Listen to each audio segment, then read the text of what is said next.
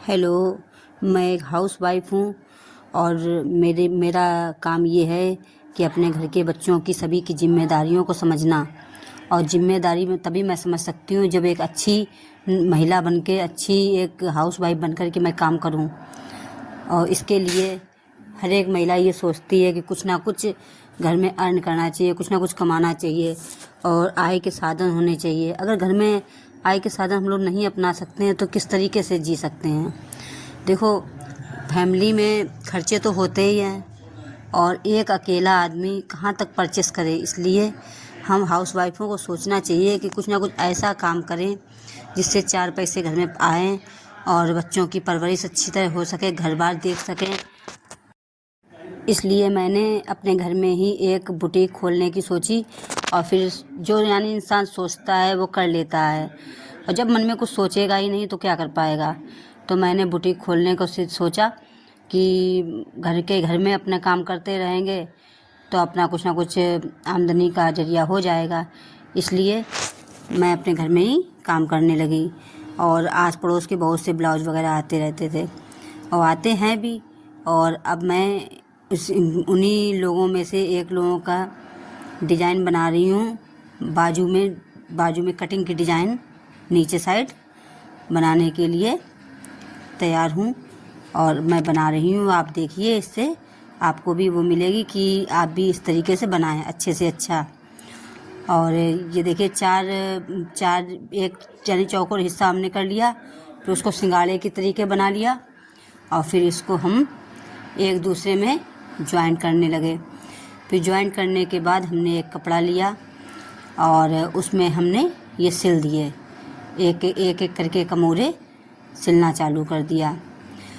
देखिए, हम ये थोड़ा कपड़ा है, अभी मैं इसमें ट्राई कर रही हूँ और फिर मैं दूसरे सूट में सिलूँगी। जिससे ये होता है कि अभी मैं पहली बार ही ये डिज़ाइन बना रही हूँ तो अच्छे कपड़े में ढंग से फिनिशिंग से काम करके देखूँगी कि तब उसमें फिनिशिंग आएगी। इसमें तो मैं अभी चला के देख रही हूँ, सीख रही हूँ। क्योंकि देखिए, कोई भी कपड़ा, किसी का भी कपड़ा हो तो वो बेकार हो जाएगा अगर हम 1-2 सिलाई करते रहेंगे और कस्टमर भी ये कहेगा कि आपने मेरा बेकार कर दिया। तो पहले हमको सबसे पहले यही करना चाहिए कि कहीं ना कहीं अपने उस पर सीख लेना चाहिए, ट्राई कर लेना चाहिए, चला लेना चाहिए, जिससे दूसरा कपड़ा बेकार ना हो।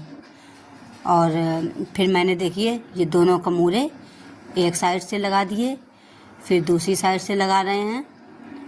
धीरे धीरे धीरे धीरे धीरे धीरे लगाते चलना है। यानी 4 ऊपर है, 4 नीचे हैं। और इसकी हमने पाइपिंग अलग से नहीं बनाई है, वही कपड़े को पलट लिया है चौड़ी करके। तो फिर भी इसमें फिनिशिंग सी देखिए आ रही है, कितनी बढ़िया सी फिनिशिंग आ रही है। अब मैं ऊपर जो कपड़ा ज़्यादा था उसको पलट दिया है। पलट करके बहुत से लोग अलग से भी लगाते हैं, तो अलग से लगाने से क्या फ़ायदा। जब कपड़ा है तो उसको धीरे से पकड़ करके पलट दीजिए और उसके ऊपर सिलाई मार दीजिए, तो उसमें नहीं दिखाई पड़ेगा कि ये अलग से लगा है या इसी में है। और आपको देखने में लगेगा ये अलग से लगा है, लेकिन वो है उसी कपड़े में से। इसी तरह हम ये डिज़ाइन बनाएंगे। फिर उसके बाद डिज़ाइन के बनाने के बाद इसमें मोती लगाएंगे। और मेरे पास छोटे मोती थे इसलिए मैंने छोटे मोती लगाए, और उस डिज़ाइन में मैं बड़े मोती लगाऊंगी जो कि सामने से दिखाई पड़े ज़्यादा। और इसमें तो मैंने नीचे डिज़ाइन में कपड़ा लगा रखा है और उसमें मैं ब्लैंक रखूँगी, कागज़ नीचे लगा करके ये जगह खाली कर दूँगी। तो जो जैसे हाथ की डिज़ाइन, हाथ है तो हाथ पूरा उसमें